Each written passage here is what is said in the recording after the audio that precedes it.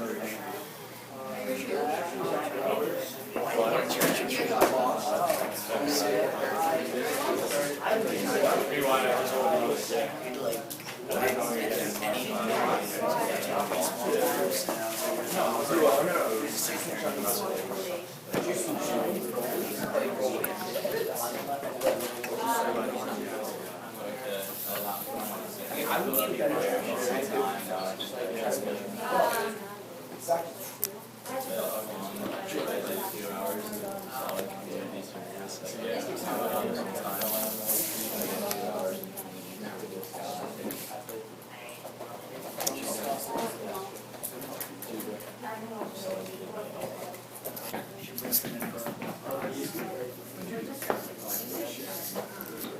right, Joshua, tell us what Ben did, or what Ben told you. Excuse me. What did Ben tell you? Ben said that what? Okay. Tara, what did Paul say? He went on a church retreat. Paul said that. Paul said that he went on a church retreat. Okay. There was someone else who was there. Ben Jordan? Oh, yeah. Paul, you just walked clear. Oh, very nice. Very nice. Cute. All right, Sonali, what did Sam do? What did Sam say that he did? We watched season 1 of Glee. Okay, so Sam said that he watched the season of Glee. Okay, fair enough. Kaylin, what did Luke say that he did this weekend? He played FIFA. Okay. Did you beat it? No. It's like you can't beat these ones. I don't know if he became the champion. Wouldn't that be beating it here in the... I held in my division, so. Okay. That's pretty good. Okay. Good. Good. Oh, yeah, you can get the name. All right, so what you're doing right now is you're reporting the news. You're reporting something that someone else said. So that is the topic of our conversation today, which are indirect statements. You'll need your notebooks today. Is that what it's here? Trish, you forgot our table. Matt, what did Jonathan do this weekend? He didn't get to share. Oh, Absolutely Jonathan, nothing. what did Sebastian say that he did this weekend? Too much. He played hockey and he got lost. Sebastian said that Sebastian said that he got on the bus and he got lost, and then he arrived a couple minutes before the game started, and they lost 9-6. 9-0. 9-0, sorry. Because their goalie was sick and Jason Chun apparently sucks as a goalie. Whoa, shots. Okay. All All right, so what you were inadvertently doing is using indirect statements in your speech. You did this in math? Yeah. In math. Indirect. Yeah. All right. Well, this is better. Absolutely. So the indirect statement in both English and Latin is reporting something that someone says, thinks, knows, believes, feels, hopes, sees, or perceives. Yes? Maybe I record this. I am recording it. Wait. Oh. Because I was going to ask about like audio recording. I'm doing you one better. I got video of this. It'll be on YouTube by the end of the day. Are you recording this lesson each period? Not each period, each class? Yeah. So will there Yeah. be like multiple of this lesson? Yeah, but you could, I guess, We could like compare note it notes. from period 3's perspective. Sure. Guys, we're waiting. That's fine. We're wasting time on this. Sam? Alright, so is there something that's keeping you from doing this every single day? Just like it's annoying to deal with the iPad or the Swivl? I think there's a certain difference in direct instruction versus we did some worksheets on a particular topic. There's a difference there, I think, with the experience. So, I don't know, maybe I will start doing it more often, but this is where we're starting. The journey of 1,000 miles begins with a single step. This is ours. Yes? When we're watching a movie, could you like just put it on the screen so then if you missed it, you could just watch it? You could always just borrow the DVD during the week. That's pirating. before the next. Oh, that's true. That is pirating. It is. Okay, so let's look at direct statements and contrast them with indirect statements. The first direct statement, the sand is black, which I know there's a lot of sunlight, so you really can't see it. But perhaps this shot was taken in Tahiti. They have black sand there. Not everywhere, but Wait, is there actually a picture on that? yeah, it's actually black sand. Oh, is that what? That'd be great, if you don't mind. Thank you, Sebastian. Oh, I Of course, now you can't see me. Oh, wait, that exists? Yes. Yeah, in Tahiti. I still don't believe it. You see, Jesus? I'll bring in pictures for you. All right. The indirect statement version of this, I see that this sand is black. Do you see what we did there?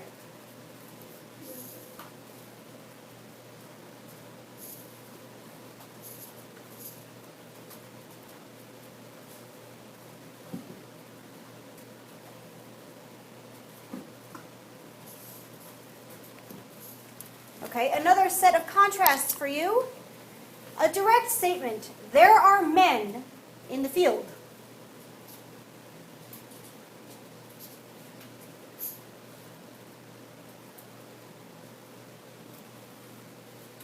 They're shadowy, but they're there.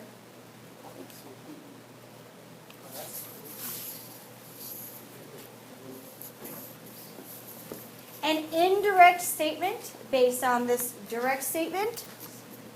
I know that there are men in the field.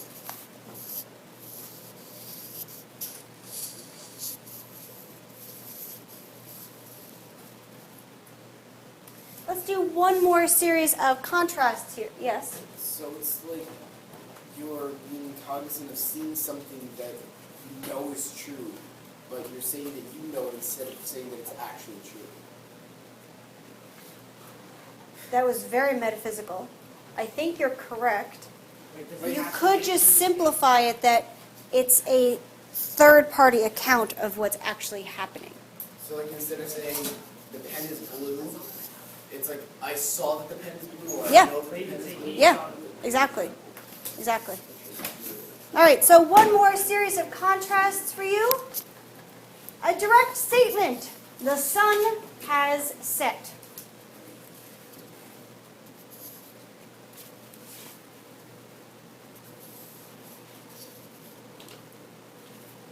The indirect statement version of the same sentence. I see that the sun has set.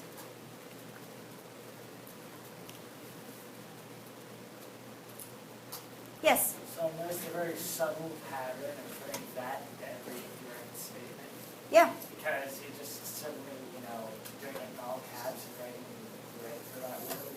So like, is that significant? Like every single indirect statement has to have that in it. Pretty much.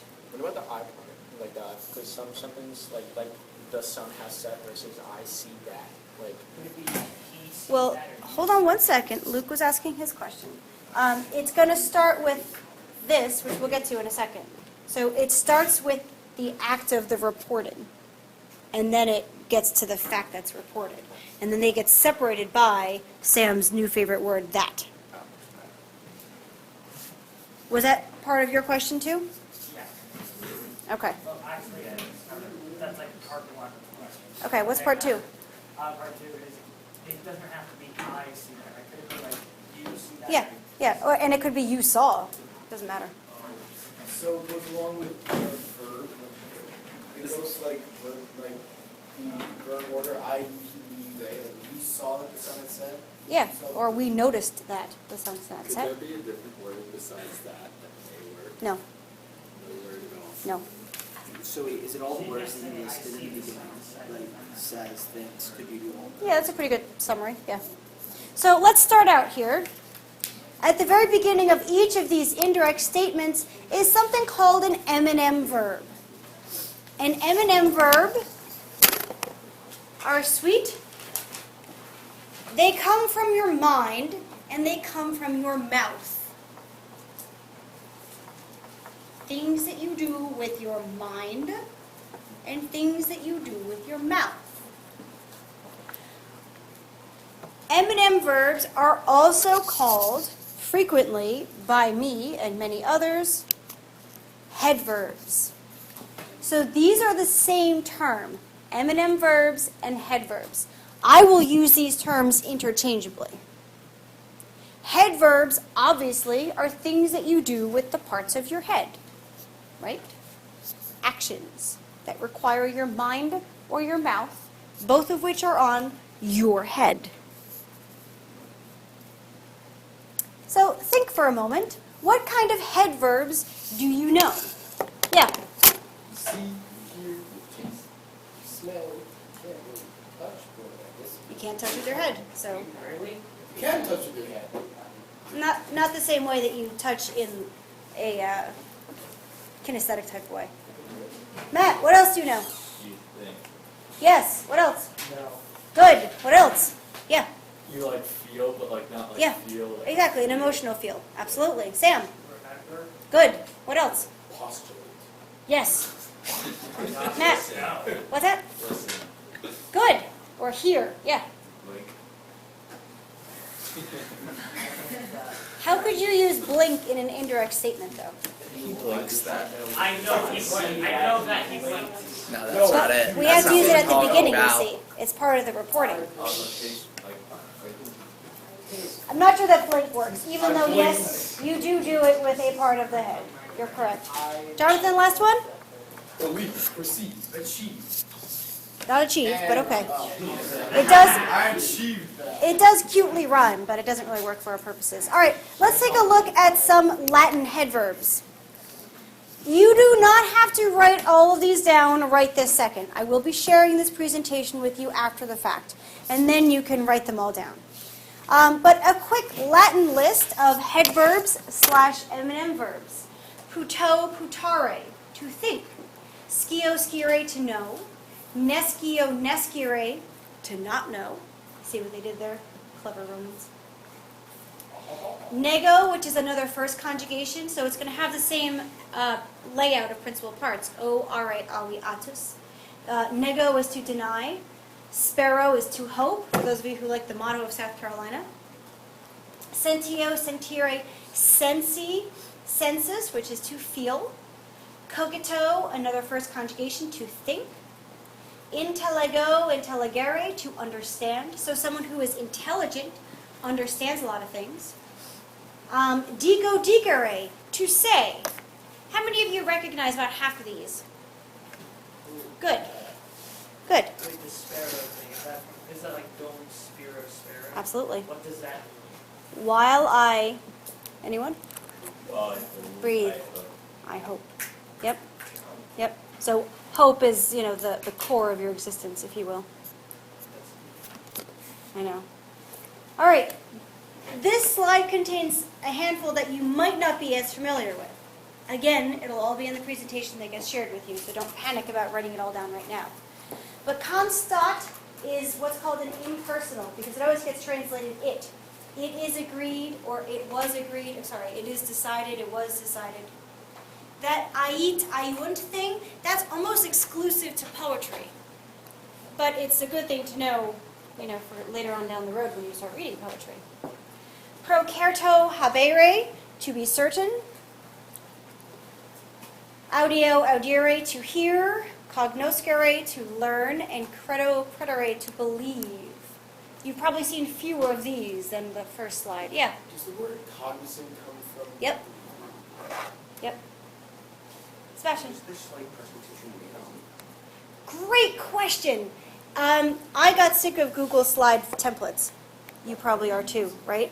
So I found this website called slidescarnival.com. And Slides Carnival has a whole host of different templates. All you have to do is, when you look at it in Google Slides, you make a copy and put the copy into your drive, and then it's yours, and you can edit it. But great question. I do have a credit slide at the end, because clearly I didn't make this. But I also learned, much to my delight, that Slides Carnival, well, this one at least, uses a lot of backgrounds for their slides from a site called unsplash.com, which is really, it's a fabulous website. All these photographers put their photos for free on Unsplash, and you can download them for free and use them as backgrounds or whatever in your graphic design. I used Unsplash for the background of my website. Well, my 2 websites. All right. So let's talk about the format of an indirect statement. To start, let's create a direct statement in English that has to do with this picture, that kind of narrates what's going on in this picture. You're going to use the word men as the subject of your sentence. So think to yourself for a second, what are the men doing in this picture? Yeah. They are shaking their hands angrily with knives. All right, we need a more succinct statement here. Stabbing. Oh, that's The men are, Stabbing. let's go a little more general. The men are, Killing. yes. The men are killing who? Caesar. Who? Yes, Caesar. Wait, So, but he's an how do you image. know? No, it's not picture. no, it's just his fist. Wait. Yeah, his rabble-rousing fist. What does that say in the red? Direct statement. So, our direct statement that we'll be working with, the men are killing Caesar.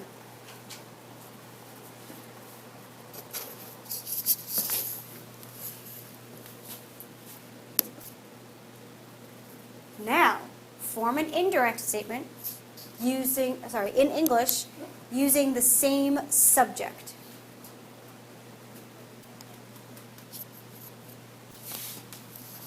Yeah. Saw that the movie.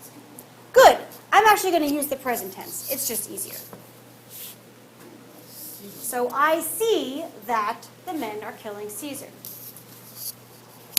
So what happens then is you have this embedded direct thing, the men are killing Caesar, but then that gets embedded in a larger sentence that starts out with, I see that this is happening. And this goes back to the very core of what an indirect statement is. It's reporting something, right? Yeah. Wait, so if the sentence was just, I see men killing Caesar, it wouldn't be indirect? No, it is. I mean, I guess to a certain extent that could be optional as an English word. It just helps to separate the parts of the sentence.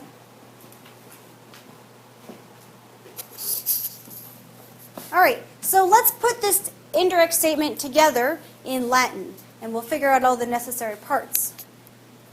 So we're going to start out with this little format here. I see that, and then here in the brackets we have our embedded direct statement, which was the first one you did. So we have 3 distinct parts of the sentence. The first one is video. The next word is Sam's highlighted that word. And the word that, there is no Latin word for. That makes your life easier, not harder. But it does mean that once you know that you're dealing with the parts of an indirect statement, you're going to have to put that in all by yourself. It just makes it a rounder translation to Kaylin's question from before. Yes? How do you know that it's an indirect statement then? We'll get there. Fear not. All right, and then we have the rest of this thing to deal with. All right, video, I see. Then we have that. And now we are back in what used to be our direct statement that is becoming indirect. And here we have the men, which are the subject. The subject of the verb that is introduced by this head verb, video, must be accusative in an indirect statement. It can't be nominative. It can't be nominative because here is your regular verb that's sort of dominating the whole sentence, and that has a clear subject. You would not have another nominative subject unless you had another verb for it to go with. It doesn't make sense to use nominative, so we have to use something else. I think it might make sense to you that we use the accusative because technically speaking, I see the men, right? This whole phrase is the object of whatever I see or know or perceive or feel or believe or heard. the men are killing Caesar. Yeah, So the but men are how doing would the you, killing. like, understand that, because wouldn't Caesar then be accusative too? Yeah, we'll get there in just a second. Don't worry. That's it. What's that? I see. Thomas's head. Yeah, fair enough. It's almost like I shared it with him ahead of time. I didn't. All right, so our word here for the accusative subject is viros. That's the word we're going to go with.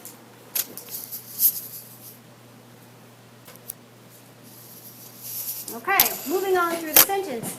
Video implied that. We had viros before. Now we have our killing. Again, it doesn't make sense to have a completely separate verb. You can't have a separate verb because you don't have a nominative subject to tell you who's doing the action. So this is where we're going to use your vast knowledge of infinitives. The action that's embedded within the indirect statement is represented through an infinitive. Here, necare means to kill.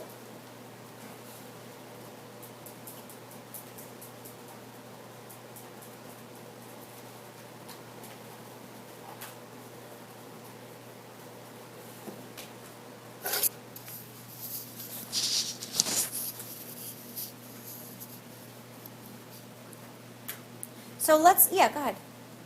If you're using the infinitive, then how does it create the phrase are killing Caesar?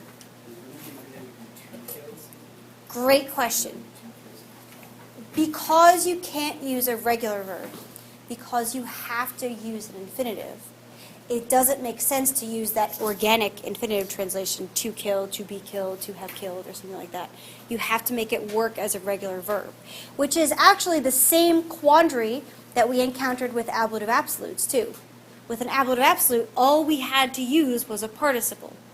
And although it was nikato, having been killed, you had to make it work as like a regular verb within the sentence. So this is another example of using another verb form as an actual verb. Better? Okay. So these are our three mandated components of every indirect statement. You have your M&M head verb, video. You have an accusative subject, viros. You have an infinitive verb, necare. So your whole sentence, video, viros, necare, caesarem. I see that the men are killing Caesar. Yes? Would Caesar be also accusing because they're killing Caesar? Right, right.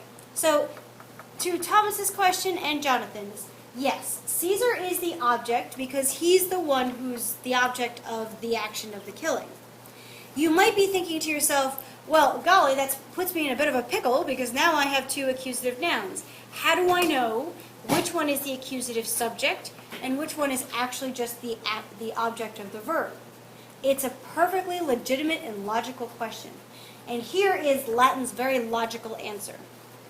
In a good way, for the first time, Latin is actually very dependent on word order, the same way English is very dependent on word order.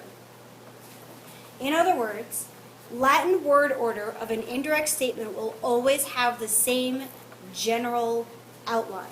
You will always have your head verb first. The very next accusative noun will always be the subject of the infinitive.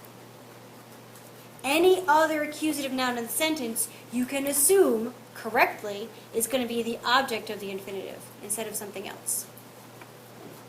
Okay? So, the accusative word that's closest to the head verb will be the accusative subject in your indirect statement. It makes your job a little bit easier, right? You don't have to say, I see, oh boy, now I need some sort of accusative subject. Where am I going to find it? I don't know where to go. There's two accusative words. Latin takes all that guesswork out, and it actually makes you responsible for picking up the pieces as you go along, which I know I have forbidden you from doing. But this is the very first time that you can actually do that safely. Yeah. Yeah. Okay, so our modus operandi for any indirect statement that you come across, I see, head verb, video. that the men, accusative subject viros, are killing, infinitive nekare.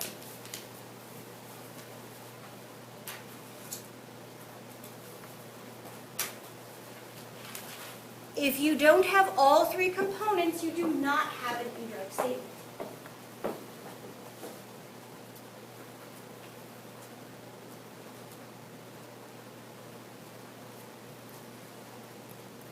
Does that mean you don't have to have the second accusative? Correct. Well, I mean, the second accusative is icing on the cake. So could it have been like just I see the men killing? Yeah. Yeah. And that would have been a suitable. Indirect statement, yep.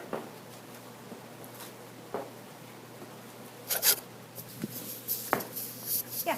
Could you say, I see that the men kill? Or that Yeah, that's fine. That's fine. Would you still use them in? Like, Yep. Yep.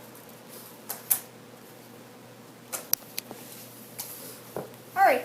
The tense of the infinitive could be updated.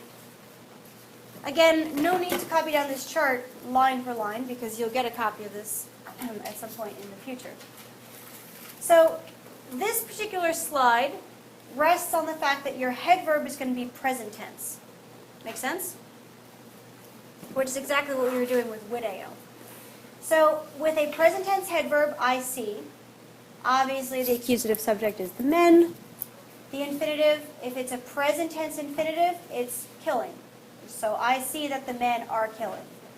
If you have a perfect tense infinitive, you translate it just like you think you would. I see that the men killed. Right? Because it's perfect tense. It happened in the past.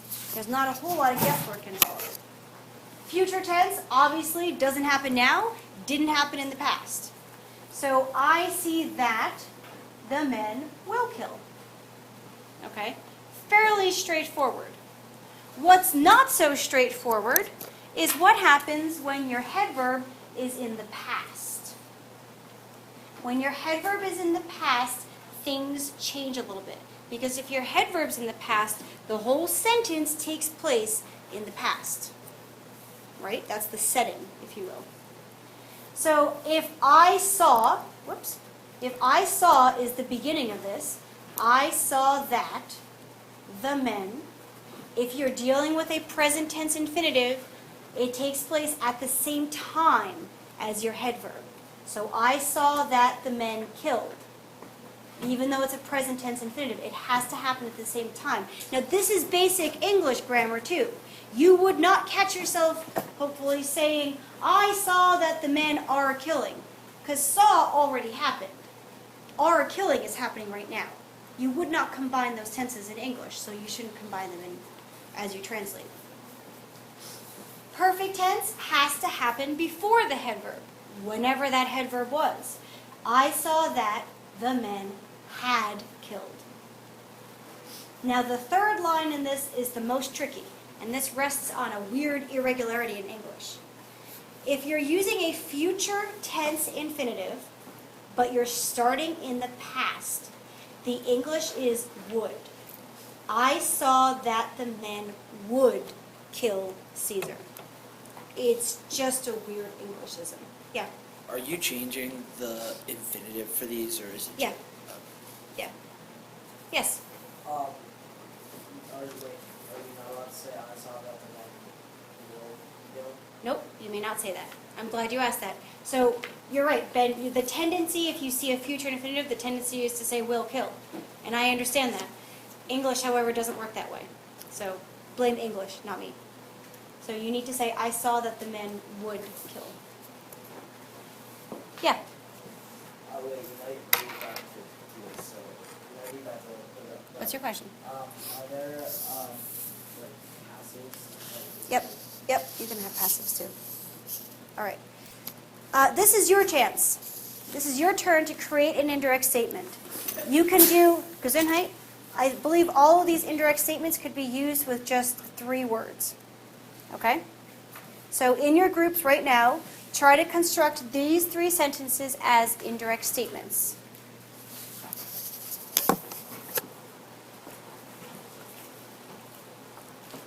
Go ahead, in your groups.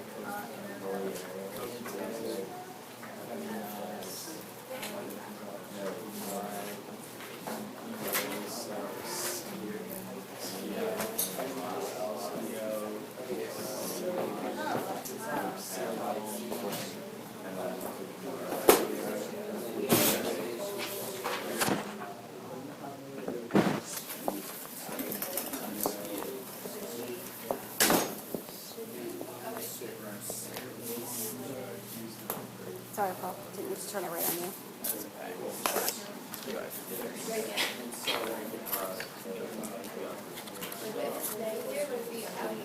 Oh.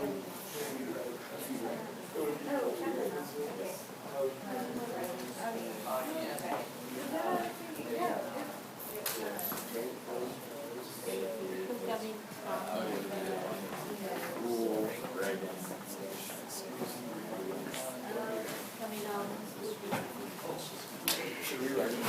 Yeah, you should be writing them down. Sorry to excuse you, but yes, write them down, please.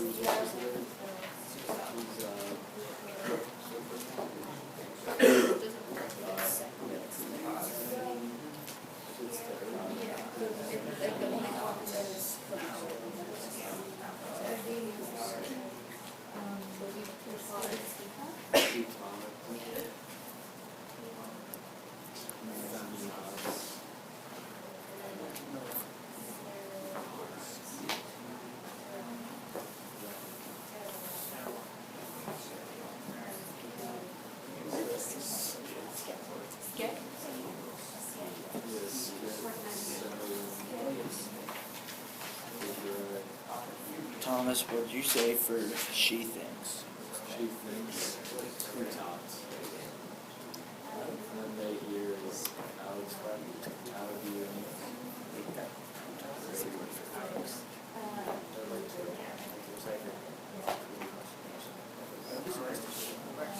there's like that code bit or something, but Why doesn't it work? The only one that was on the board was no, you're right. I Fred's. remember All right. we just right. Yeah.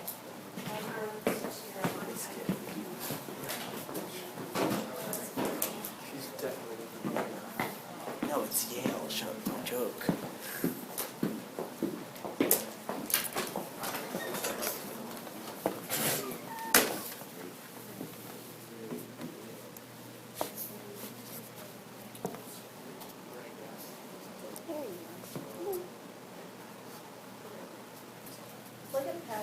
It is. My Marcus got a Zoomer Dino for Christmas, and Maya got a Zoomy puppy thing. And like they're very weird because you have to train them. But Marcus loves. He calls him Zoomy. That's like his little nickname for him. He loves Zoomy Dino. But you have to like train them. You have to like talk to them and get them to come to you and stuff like that. But they don't get that yet. They just think it's like a cool thing. All right. So let's see what you did. For the first one, you want putat/cogitat feminas. Someone else used mulieres, that's fine too. Pugnare. The second one, scit servum fugere. And then our final one, audiunt regem dormire. Now these are all fairly straightforward and fairly easy because they all feature present tense head verbs or eminem verbs if you prefer. But let's just talk a little bit more about that tense sensitivity here. So in our original samples for the present tense head verbs, we said she thinks that the women fight. So these are all the translations that you just did, that we just went over. If we were to have a past tense head verb, so we're going from putat to putawit, this is how your translation changes. Here's your past tense head verb, present tense infinitive. She thought that the women were fighting. She thought that the women fought. Either one would be just fine. You have to keep this in the past though, because this is almost like an equal sign, because it is whatever the head verb is. Okay?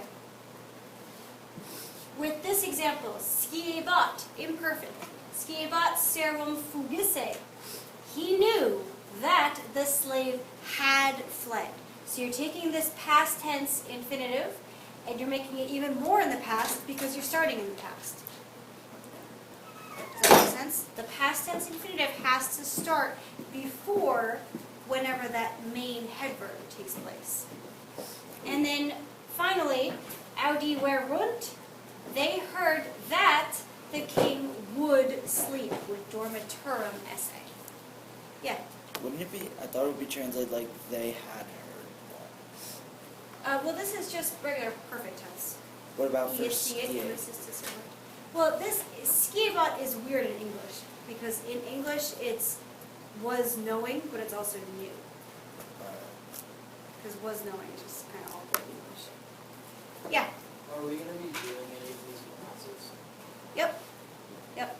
Yeah. So there is the possibility of passive, whether they're present passive or perfect passive. But we will do that tomorrow. We have a pretty decently fun activity to do with indirect statements tomorrow.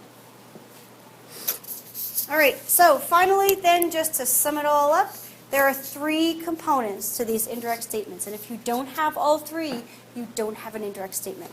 So we're starting with that M&M or head verb. You have to have an accusative subject, and then you'll have an infinitive. There might be other stuff in the sentence. That's what you'll experiment with tomorrow in class. And then finally, I am obligated to show you the credit slide because I clearly did not make this presentation template. So, there you go. See, photographs by Unsplash. Isn't this cool? Awesome. Yeah. Slides Carnival actually has it organized by like, Why are you Ins- like obligated to show us that? because it's the same way you cite your resources. Oh, I know.